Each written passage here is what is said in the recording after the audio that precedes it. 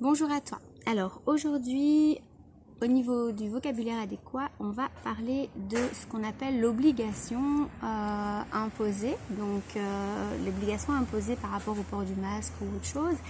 Et donc le premier effet pervers, c'est que par exemple chez nous à Bruxelles, les bus ne disent pas que c'est obligatoire. Donc si tu as un symbole comme quoi c'est obligatoire de porter le masque. Et d'ailleurs, ce qui est très intéressant de voir, c'est que le bonhomme, donc le symbole, on appelle ça le pictogramme, je pense, qui est affiché pour l'obligation du masque, eh bien tu verras qu'il a un beau masque bien sûr sur son visage, mais il n'a pas de yeux.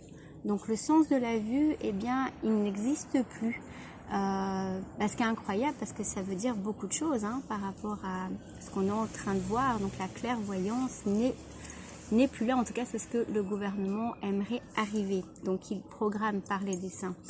Voilà, et donc par rapport aux recommandations, eh bien nous à Bruxelles, dans les bus, lorsque tu rentres dans un bus, il y a une phrase qui est répétée, si tu as une heure de trajet, je pense que tu l'entends 20 ou 30 fois cette phrase, où ils disent, eh bien nous vous remercions de porter votre masque dans le bus et dans les arrêts, et pour ceux qui n'y croiraient pas encore, eh bien faites attention aux autres finalement, qui est une très belle inversion des rôles, ça on y reviendra. Et donc en fait par ce moyen-là, on zappe le fait que si tu ne le mets pas, en fait tu as une amende, donc c'est soi-disant une obligation, et on va appeler à la co-responsabilité, mais dans une inversion des rôles. Et donc lorsqu'une personne me dit qu'il y a une obligation ou une recommandation, eh bien moi je lui rappelle que effectivement c'est en fait, il veut parler d'un décret, et que ce qui est mis dans un décret, eh bien juridiquement est en dessous de la loi et de la Constitution. Donc je lui dis, tu veux parler de l'obligation écrite au niveau d'un décret qui n'a pas la même valeur, qui est en dessous de la loi et de la Constitution.